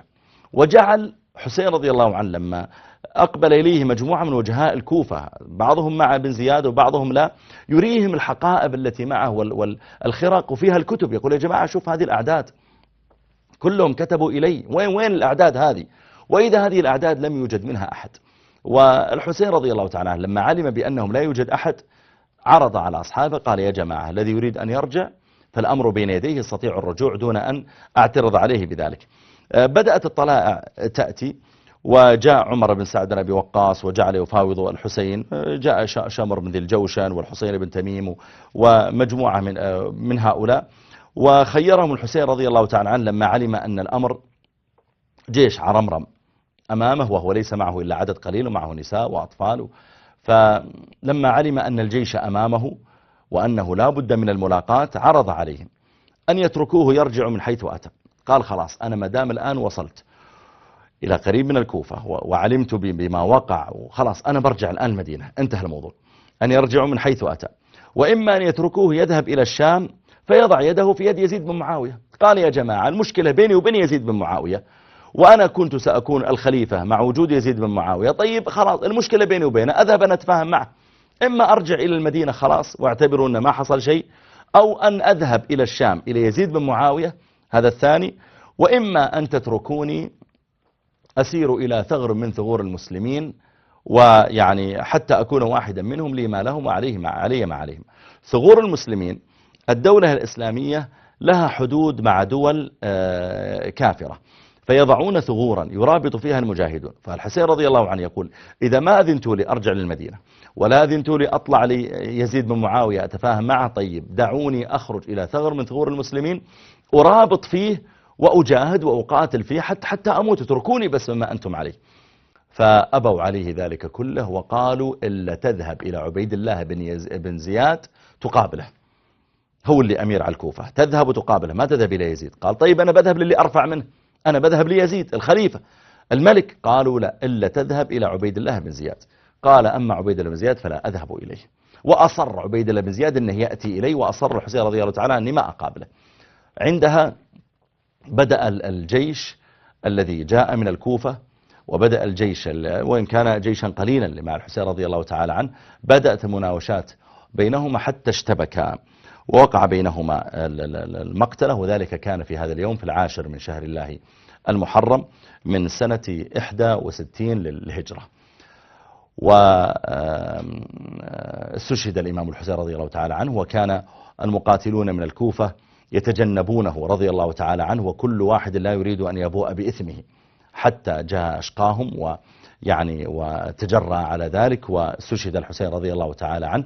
واستشهد من أصحابه 72 رجلا، وقتل من أصحاب الجيش المقابل 88 رجلا. بعد انتهاء المعركة حمل أبناء الحسين من بقي معه، وكان معه عدد طبعا من الناس، يعني ممن معه من أولاد علي رضي الله تعالى عنه، من الذين استشهدوا من أولاد علي رضي الله عنه اللي هم إخوان الحسين، وإن لم يكونوا من أبناء فاطمة. فعلي رضي الله تعالى عنه بعد وفاة سيدتنا فاطمة تزوج ورزق بأولاد. ممن استشهدوا مع الحسين جعفر بن علي، والعباس بن علي، وأبو بكر بن علي. والعجيب حقيقة أني لما كنت أحضر المادة وأقرأ في كتب الشيعة لتحضيري أيضا بعض المعلومات منها، ما وجدتم يذكرون أبو بكر بن علي أنه قتل مع الحسين رضي الله تعالى عنه. وقتل محمد بن علي وعثمان بن علي، وأيضا لم يذكروه. ومن أولاد الحسين قتل علي الأكبر وهو غير علي الأصغر، عنده 2 كلاهما علي. وقتل أيضا من أولاد الحسن عبد الله والقاسم وأبو بكر، أبو بكر ابن الحسن بن علي بن أبي طالب أيضا. هذا مع الأسف وجدته غير مذكور، ما أدري يعني هل لأن اسمه أبو بكر، مع أنه ثابت في عدة كتب أنه فعلا اسمه أبو بكر، وأنه استشهد مع الإمام الحسين رضي الله تعالى عنه، وهو ابن الحسن ابن علي. جيء برأس الحسين حتى وضع في طست بين يدي عبيد الله بن زياد، فكان معه قضيب، وجعل قضيب عصا، وجعل يحرك به يعني الرأس ويذكر حسنه وبهاءه. فقال له أنس بن مالك وكان جالسا، قال له ارفع يدك، فوالله لطالما رأيت رسول الله صلى الله عليه وآله وسلم يضع فاه على هذا الفي، يعني على هذا الفم اللي تحركه بالعصا بهذا الذي بين يديك، فجذب العصا. أنس بن مالك رضي الله تعالى عنه يعني كان متألما مما يرى، لكن ما يملك شيئا، ما يستطيع أن يفعل شيئا. وبالتالي هو ما دام أنه الله جل وعلا لا يكلف نفسا إلا وسعها، ما دام أنه ما يستطيع أصلا أن يصنع شيئا، فهو يحاول أن يصلح بقدر المستطاع، أن يقدم النصيحة بقدر المستطاع. وكان هناك مجموعات من الصحابة أصلا يسكنون في الكوفة وفي العراق في ذلك الحين. طبعا حمل أهل من بقي من أبناء الحسين رضي الله تعالى عنه وبعض النساء حملنا، وأسكنهن عبد الله بن زياد في بيت في الكوفة، في بيت حسن. وما ذكر يا جماعة من الإهانة ومسلسلتهن هذا كله والله غير صحيح. ثم حمل هؤلاء على أحسن هيئة وأجمل صورة إلى يزيد بن معاوية في الشام، وأسكنهم أيضا في بيوت حسنة. وكان معهم علي بن الحسين، وكان مريضا لم يشهد المعركة. ثم بعد ذلك خيرهم بين المكوث عنده وبين الرجوع إلى المدينة. فاختاروا الرجوع إلى المدينة، فأخرج معهم يعني العبيدة والجنود الذين يحرسونهم وبعض وجهاء الشام، حتى أوصلوهم راجعين بعد ذلك إلى المدينة. طبعا يزيد بن معاوية غضب لما علم عن مقتل الحسين، وقال لماذا يعني عبد الله بن زياد لم يعطه أحد هذه الثلاث، يعني إما أن يرجع وإما أن يأتي إليه وإما أن يذهب إلى ثغر، ليش أنت مصر أن يأتي إليك؟ وقال لعن الله ابن مرجانة، وجعل يسب عبيد الله ابن زياد لما صنعه، وكان ذاك يفعله أصلا تقربا إليه. إذا المسؤول يا جماعة عن قتل الإمام الحسين هم الذين أصلا غروه بالمجيء ثم نكثوا العهد معه، وعبيد الله ابن زياد أيضا الذي كان قبيح السريرة أصلا، ودخل عليه مرة العائذ بن عمرو وهو واحد من الصحابة رضي الله عنه، دخل عليه ينصحه وقال له: إني سمعت النبي صلى الله عليه وسلم يقول إن شر الرعاء الحطمة، شر الرعاء الرجل الغليظ الشديد، خليك رفيق يعني. فقال له: أقعد فإنما أنت من نخالة أصحاب محمد صلى الله عليه وسلم. النخالة يعني لما توضع في المنخل اللي يبقى لا يلتفت إليه، هذا هو السيء. فقال: ما كان لأصحاب محمد صلى الله عليه وسلم نخالة، كلهم كانوا طيبين، يعني كيف تقول فيهم نخالة؟ إنما كانت النخالة فيهم بعدهم وفي غيرهم. طيب أنا ودي أختم حتى أستمع إلى مكالماتكم. طيب يمكن أن نتلقى الاتصالات. أسأل الله سبحانه وتعالى أن يعني يجمعنا بسيدنا الإمام الحسين رضي الله تعالى عنه، وأن ينتقم الله تعالى ممن آذوه أو آذوا آل بيت رسول الله صلى الله عليه وآله وسلم. وأسأل الله جل وعلا الذي رفع السماء بغير عمد وبسط الأرض، أسأل الله القدير العظيم الجبار، أسأل الله سبحانه وتعالى القوي المنتقم، أسأل الله تعالى الذي يعلم السر وأخفى، أسأل الله الذي عز فارتفع وذل كل شيء له وخضع، أسأل الله الذي يمسك السماوات أن تقع على الأرض إلا بإذنه، أسأل الله جل وعلا الذي يعلم سري ويعلم علانيتي، أسأل الله الذي يعلم قصدي ويعلم نيتي، أسأل الله تعالى أن ينتقم من كل من آذى آل بيت رسول الله صلى الله عليه وسلم، أو آذى أصحابه الكرام، أو آذى نبينا صلى الله عليه وسلم، أو آذى زوجاته. أسأل الله تعالى أن يرد كيد من يكيد لآل البيت، أن يرد كيده في نحورهم. أسأل الله أن يرد كيد من يكيد لآل بيت النبي صلى الله عليه وآله وسلم، أن يرد كيده في نحورهم. وأسأل الله تعالى أن يعظم اللعائن على من يبغض آل بيت رسول الله صلى الله عليه وآله وسلم، أو يبغض صحابته الكرام، أو يبغض آل بيته من زوجاته، أو يبغضه صلى الله عليه وآله وسلم. وأسأل الله جل وعلا أن يجمعنا يمي في جنته، أسأل الله أن يجمعنا بآل بيته وبصحابته في جنته يا رب العالمين. اللهم صل وسلم على رسول الله. إذا في اتصالات يا شباب في هالربع ساعة الباقية أعطونا إياها. معنا الأخ علي، قلتم ولا راح علي؟ تفضل أخي علي، تفضل علي. الصوت ما أسمعه، ما أدري إذا علي موجود. تفضل عبد الله. يعني ألو. تفضل عبد الله. ألو. تفضل عبد الله، أسمعك، تفضل. لعنة الله عليك. طيب كمل عبد الله. لا تقفلون يا شباب، لا تقفل، أنا قايل لا تقفلون على أحد. والله إنك فاق. لا المهم لا تقفلون على أحد، لا تقفلون على أحد. أسأل الله سبحانه وتعالى أن يغفر لنا ولكم، وأن يدلنا وإياكم على الخير والهدى. والمشكلة يا جماعة أحيانا أن يظن في الشخص يعني ما لا عنده. أنا ذكرت لكم في بداية اللقاء خبر ذلك الشاب الذي كان يعني لما جلس معي يقول لي: أنت كافر لأنك تكفر علي رضي الله تعالى عنه، تكفر آل بيته الطاهرين.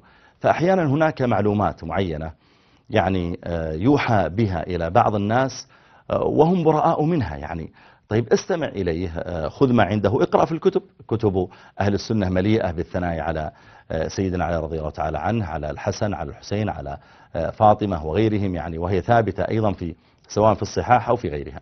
من معنا يا شباب ولا راح؟ تفضل يا مهدي. السلام عليكم. وعليكم السلام ورحمة الله وبركاته. مرحبا يا مهدي. ألف هلا، أنا مهدي من العراق وشيعي يا أقدم مرحبا. لك بالتحية والاحترام، وأحب أن أكون معك لطيف، ولأن شوية جذبتنا بالكلام الحلو. الله يسلمك. ولكن اللي حق الاحترام على كلامك، يعني ما عرفت تتقبل أبد لا، مني لو ما تفضل. بالنسبة لك أفرغت قصة الحسين واستشهاده وكأنه قضية عابرة، وكأنه قصة جبران خليل جبران. يعني الحسين طلع بهدف، وانت تعرف احسن منه، وانت قاري وسمعان وشايف، وانت ما يراد لك شيء، يعتبر عالم من علماء الدين. احنا هسه خلافنا وياكم شنو مثلا السنة والشيعة، اللي حاليا القنوات مخبوصة، كل من يحكي قبل هذا يدق على راسه، وهذا يقول هاي غلط وذا. احنا ليش ما نوجه هالاذاعات هاي ونترك كل موضوع ونوجهها للمسيح، لليهود؟ والا اتخذتوا طريقه الامام علي عليه السلام، قالوا ليش ما كمل الفتوحات؟ قال لاصلح الاسلام لانه خرب من الداخل. مو صحيح؟ فيا اخي قصه الحسين قصه، مثلا ما نقول احنا ابن رسول الله يطلع يدور ملك او يدور مقايضه او يقول اروح ليزيد. هو ما قال هذا الشيء طبعا، وكل التاريخ يذكر وكل الامور تذكر، ولكن نريد الانصاف. الانصاف ليست لمغثة الشيعة. فهذا كلام انا اعتبر تقبله مني يعني بحسن نية، انا اعتبره لمغثة الشيعة، ناس جاي تلطم وتطبخ وتاكل، مو شيء بدعة. هذا علم بيت رسول الله، وطالع من اجل دين، وطالع من اجل اصلاح اللي يقودها يزيد، اللي يلعب قمار. كيف اقول عليه هذا خليفة او ملك ظالم؟ فيا اخي الاسلام وين اذا اكو ملك ظالم؟ اين المسلمين؟ اين الصحابة؟ اين ابن عباس؟ اين هو مهدي انا كلامك رائع، بس لان الشباب معهم عدة اتصالات. انا معك يا مهدي، انا والله العظيم شوفني حلفت واقسم بالله العظيم اني اتألم لما ارى ما يقع من يعني اهل السنة والشيعة واشتغال بعضهم ببعض، واسأل الله ان يجمعهم على الكتاب والسنة التي يعني امر الله جل وعلا باتباعهما. انا ودي يكون دعوتنا مثل ما تفضلت للنصارى، دعوتنا لليهود، دعوتنا للبوذيين، للهندوس إلى غيرهم. ها هم يملؤون العالم، لا يصبح نحن نشتغل بالشيعة والشيعة يشتغلون بنا. لكن المشكلة لما تثار شبهات لابد من الرد عليها. الإمام الحسين رضي الله تعالى عنه ذكرت القصة، وذكرت أنه إنما خرج لأجل أن يكون خليفة يصلح الله تعالى به المسلمين، وذكرت أيضا، بس ما أدري أنت حضرت معنا من الأول أو لا، أن معاوية قد يعني جعل الملك لابنه من بعده، وهذا خطأ وخطأه الصحابة. ذكرت هذا في البداية. لكن ما يقع اليوم، يعني أنت ذكرت أيضا الأمور التي تقع في القنوات من تطبير، من ضرب للنفوس، من هذا ذكرت أيضا في البداية التعليق عليه، وأسأل الله الهداية للجميع يا رب العالمين. من معنا؟ وسام معنا ولا راح؟ تفضل يا وسام، واعتذر عن الإطالة عليك، لأني أنا ما ودي أقطع على بعض الإخوة فيظن أني أقطع عليه لغاية معينة، ولا المخرج يشغلني يقول معنا فلان ومعنا فلان، ويكون أحيانا اتصالات من بعيد. وسام أعتذر عن الإطالة عليك، تفضل. راح وسام. طيب أنا حقيقة ودي بس أرسل رسالة على ما يأتينا اتصال ثاني. يعني الباحث عن الحق يا جماعة ينبغي أن يتجرد من كل ظنون قبل أن يبدأ في البحث عن الحق. يعني أنا لما أدخل على طبيب فرضا، وأنا في نفسي أن هذا الطبيب طبيب فاشل، طبيب حاقد، طبيب سفاح، قد مات على يده أشخاص كثيرون، أنا مهما قال لي الطبيب من نصائح تتعلق بمرضي حتى لو كانت صحيحة لن أتبعه، وأنا أحطها على طول في سلة المهملات، لن أتبعه، لأن عندي أصلا نظرة سوداوية عنه. أنا أريد يا جماعة، وكذلك لما تستفتي عالم ولا غيره، كذلك الذي يستمع يا جماعة إلى من ينصح، إلى من يوجه، إلى من يذكر الكلام عن آل بيت رسول الله صلى الله عليه وآله وسلم، وعن أصحابه الكرام وغيرهم، ينبغي أن لا تدخل وأنت عندك يعني سابق يعني حقد أو ضغينة على هذا الشخص الذي تتكلم معه. يا أخي استمع، إن كان حقا خذ منه، إن كان باطلا رده إليه. النبي عليه الصلاة والسلام مدح النجاشي قبل أن يدخل في الإسلام. النجاشي لما كان حاكما على الحبشة في ذلك الحين وهو نصراني، قال إن بالحبشة رجلا لا يظلم عنده أحد عادل، ويمدح رجل كافر في نقطة معينة وهو العدل، حتى دخل النجاشي وبعد ذلك في الإسلام. فأنا أقول مهما كان الرجل مخالفا لك لا يمنع إذا تكلم بشيء من الحق أو أدى عملا حسنا أن تثني عليه فيه. نعم. أبو جعفر تفضل، أو صالح تفضل يا صالح. السلام عليكم يا شيخ. وعليكم السلام ورحمة الله وبركاته. مرحبا يا صالح. وترى يا شيخ أني أحبك. الله يغفر لنا ولك. صالح في أبو جعفر ينتظر الآن على الخط، فأعطني تكفى اللي عندك. يا شيخ أنا أحب أن أتكلم باختصار. سم تفضل. يا شيخنا الكريم، إنهم هؤلاء الشيعة عندما يسبون أصحاب رسول الله، وعندما يطعنون في النبي في نفسه، وعندما يسبون أمهات المؤمنين، نحن لنا حق الرد عليهم، ولكننا نتكلم عن أهل البيت بكل كلام جميل، بكل كلام طيب، وفي كتبنا وفي كتب أهل السنة والجماعة. نحن لا نتكلم بكلام مسيء. أرجو منك أن تبين لهم عندما يسبون أصحاب رسول الله، وعندما يسبون أمهاتنا أمهات المؤمنين رضي الله تعالى عنهم أجمعين، وعندما يطعنون في رسول الله، وعندما يشركون في الله ويطعنون في الله نفسه، حاشاه وكفاه. وشكرا لك يا شيخ. أبشر، بارك الله فيك، الله يجزيك خير، وهذا الذي نفعله إن شاء الله في الحلقة. أبو جعفر معنا ولا راح؟ وياك أنا يا أبو عبد الرحمن. يا مرحبا يا أبو جعفر. حياك الله أبو عبد الرحمن. احنا نريدك، الله يسلمك أبو جعفر وياك. الله يحييك. حياك الله أبو عبد الرحمن. نريدك الحل الوسط اللي ترضي الطرفين إن شاء الله، وبيك البركة إن شاء الله. وحديثك هذا الشيق على الإمام الحسين سلام الله عليه توصله للعالم إن شاء الله بأمانة، وأنت صاحب أمانة وأخلاق إن شاء الله. أبشر أبشر بما يسرك يا أبو جعفر، أبشر. بارك الله فيك. أنا حقيقة يعني ودي بس يا جماعة مثل ما ذكرت أن يؤخذ هذا الكلام طيب عطنا الاتصال إذا جاء، أن يؤخذ هذا الكلام بحسن ظن وبتقبل. أن ندع يا جماعة، يعني مثل ما ذكر مهدي لما اتصل، يعني يقول المفروض دعوتنا تكون موجهة يعني اليهود للنصارى، لأن هذا المفروض الذين يا جماعة المفروض نشتغل فيهم.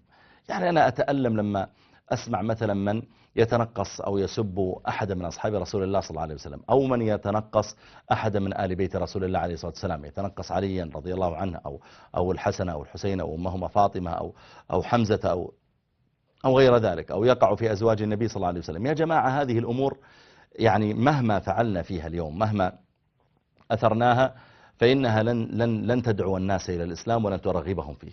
المناظر التي يراها اليوم بعض الناس ممن يبحثون عن الإسلام ثم يرون مناظر ربما لا تسر، يعني مظاهر تظن إسلامية وهي كذلك، هذا بلا شك أنه يصدهم عن الدين. برهان تفضل. السلام عليكم شيخنا. مرحبا يا برهان. وعليكم السلام ورحمة الله وبركاته. العفو شيخنا، قد ذكرت شيء وفاتت عنك أشياء عن العجال، لأن أشوفك الوقت أحسنت تجاهمك. أي. أنت ذكرت شيء وفاتت عنك أشياء. أنت نسيت حديث رسول الله صلى الله عليه وآله، هذا الجانب النواح والبكي على الحسين عليه السلام. هذه يعني كتب مصادر حقيقية ودقيقة وصحيحة، فإن الرسول صلى الله عليه وآله بكى على الحسين عليه السلام، بكى وناح نياح. أم سلمة، حديث أم سلمة يقول وجدت رسول الله ينوح يبكي على الحسين عليه السلام، وهذه السنة نتبعها هذه. فيبكي رسول الله على الحسين عليه السلام، احنا تأسيا برسول الله نبكي على الحسين عليه السلام، وبكاه قبل وفاته. فكيف بعد وفاته؟ هاي المقطوع. والمقطوع الثاني لو تسمح لي، اكو عندي صديق مسيحي، فهذا المسيحي قال لي انتم المسلمين تقطعتم، يعني اصبحتم كسيل الزباع على هذا مال الانهر، كانوا متفرقين. شنو سببكم؟ ليش بعد انتم امبراطوريه كسرتوا الفرس والروم، لماذا تقوقعتوا اسرائيل بقلبكم؟ قلت له قال انا اعرف. قلت له تعرف؟ قلت شلون؟ قال اعرف، لان انتم عندكم حديث يقول الرسول صلى الله عليه واله اني تارك فيكم الثقلين ما ان تمسكتم بهما فلن تضلوا من بعدي. انتم ما تمسكتم بهم، يعني لو متمسكين بها ما صار بكم كتاب الله وعثرته. يقول انتم ما تمسكين، انتم لو متمسكين بذني الخطين ما ممكن، لان اذا صرتوا اللي اذا تمسكتوا بهم اثنين وصار اللي صار بكم راح رسول الله يكذب عليكم، وحاشا رسولكم هكذا يقول. يقول فانتم لازم تركتوا واحد منهم او تركتوا الاثنين. لو تركين القران ومتمسكين بالعتره، لو بالعكس لو يعني ما ممكن متمسكين باثنين ويصير بكم اللي يصير. طيب أشكرك يا برهان، بارك الله فيك. أما بالنسبة للأول فإن النبي صلى الله عليه وآله وسلم ورد عنه، أنا لا أدري الآن عن ثبوت الحديث، يحتاج أن أتأكد من ثبوته، أنه صلى الله عليه وآله وسلم أري يعني أو في المنام أو كذا، شيئا من يعني مقتل الحسين رضي الله تعالى عنه وبكى عليه الصلاة والسلام. لكن مسألة أنه ناح نياحا عظيما وهذا كله غير صحيح، كما أنه صلى الله عليه وآله وسلم بكى خوفا على أمته عليه الصلاة والسلام، يعني فوجود البكاء منه صلى الله عليه وسلم. ولما مات ولده إبراهيم بكى عليه الصلاة والسلام، دمعت منه دمعات. فوجود هذا شيء، وما يقع اليوم من النياحة العظيمة وضرب الرؤوس وإسالة الدماء وضرب الصدور وغير ذلك على الحسين، هذا كله باطل بلا شك. ولن تجد أبدا لا ذرية الحسين رضي الله تعالى عنه فعلوه، ولا يعني أبو جعفر الصادق ولا موسى الكاظم ولا غيره من الأئمة العلماء الذين جمعوا بين الإمامة والعلم، لن تجد أن هؤلاء فعلوا ذلك. أما بالنسبة للحديث الذي ذكرته فإن الصحيح هو كتاب الله وسنتي، وعترتي ذكرها بعض أهل العلم على أنها بعض الروايات. طيب ناخذ آخر اتصال ما دام الوقت انتهى. إذا معكم اتصال نعطيه ونختم به. تفضل يا صلاح الدين. صلاح الدين. طيب أسأل الله سبحانه وتعالى أن ينفعنا وإياكم يا رب العالمين. أسأل الله تعالى أن ينفعنا وإياكم يا رب العالمين. اللهم يا حي يا قيوم، اللهم يا ذا الجلال والإكرام، اللهم يا من عز فارتفع وذل كل شيء له وخضع، اللهم يا من يعلم السرائر والضمائر، اللهم يا من هو أول وآخر وباطن وظاهر، اللهم يا حي يا قيوم يا رب العالمين. اللهم يا من يمسك السماوات والأرض أن تزولا ولئن زالتا إن أمسكهما من أحد من بعده. الحمد لله الفارج الكربات، الحمد لله مجيب الدعوات، الحمد لله مغيث اللهفات، الحمد لله فارج الهم وكاشف الغم، مجيب دعوة المضطر فما سأله سائل فخاب. الحمد لله الكريم الوهاب، الحمد لله الحليم التواب. اللهم لك الحمد كله ولك الشكر كله وبيدك الخير كله وإليك يرجع الأمر كله علانيته وسره. اللهم يا حي يا قيوم إنا نسألك أن تصلح أحوالنا في الأمور كلها وأن تجيرنا من خزي الدنيا ومن عذاب الآخرة يا رب العالمين. اللهم إنا نسألك أن لا تدع لنا ذنبا إلا غفرته، اللهم لا تدع لنا هما إلا فرجته، اللهم لا تدع لنا ولدا إلا أصلحته، اللهم لا تدع لنا ذنبا إلا غفرته يا رب العالمين. اللهم إنا نسألك أن تجمعنا على كتابك وعلى سنة نبيك صلى الله عليه وسلم. اللهم ارضى عن أصحاب رسولك وعن آل بيته الطاهرين يا رب العالمين. اللهم اجمعنا به في جناتك يا حي يا قيوم، اللهم اجمعنا بهم على سرر متقابلين يا ذا الجلال والإكرام. اللهم املأ قلوبنا بحب صحابة رسولك وبحب آل بيت رسولك يا رب العالمين. اللهم يا حي يا قيوم يا ذا الجلال والإكرام. اللهم اجمع السنة والشيعة على كتابك وعلى سنة نبيك وعلى آثار أصحاب رسولك وعلى آل بيته الطاهرين يا رب العالمين. اللهم أعذنا وإياهم جميعا من أن نقع في بدعة أو شرك أو ضلال يا حي يا قيوم يا ذا الجلال والإكرام. اللهم وإنا نسألك لإخواننا المسلمين في كل مكان أن تصلح أحوالهم وأن تؤمنهم في ديارهم. اللهم أمن إخواننا في سوريا يا رب العالمين. اللهم وأمن إخواننا في العراق، اللهم أمنهم في ديارهم. اللهم صب عليهم الخير صبا صبا، اللهم صب عليهم الخير صبا صبا يا رب العالمين. اللهم وحد قلوبهم على الخير والهدى يا ذا الجلال والإكرام. اللهم وأمنا في ديارنا في المملكة. اللهم من أراد بنا سوءا فرد كيده في نحره. اللهم وأمن جميع بلدان أمتنا يا حي يا قيوم على الخير والهدى يا ذا الجلال والإكرام يا رب العالمين. اللهم وإنا نسألك في هذه الساعة الطيبة يا ذا الجلال والإكرام ألا تدع من بيننا ولا من أحبابنا مريضا إلا شفيته، ولا عقيما إلا ذرية صالحة رزقته. اللهم لا تدع من بيننا ولا من أحبابنا من يحتاج إلى وظيفة أو زواج أو سداد دين إلا يسرت له ذلك وأعنته عليه يا رب العالمين يا حي يا قيوم يا ذا الجلال والإكرام. اللهم صل وسلم على سيدنا رسول الله وعلى آله وأصحابه أجمعين. بارك الله فيكم وجزاكم الله خير، وألقاكم بإذن الله تعالى وأنتم على خير، والسلام عليكم ورحمة الله وبركاته.